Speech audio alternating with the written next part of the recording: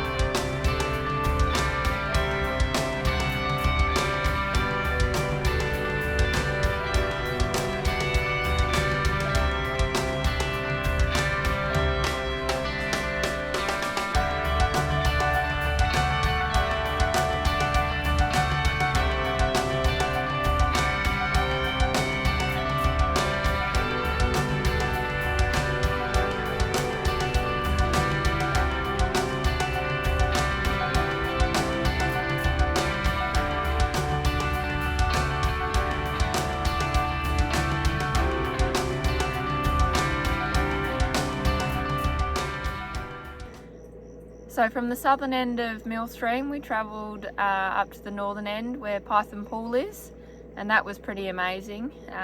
Really enjoyed checking that out. And then we travelled over to George River Gorge. Yeah, George River Gorge, we didn't go far enough in. Apparently the proper gorge is a bit further up the track, but so we missed out there, but it was still good looking at it. But the scenery on the drive to that northern section and then up to the highway was also pretty amazing.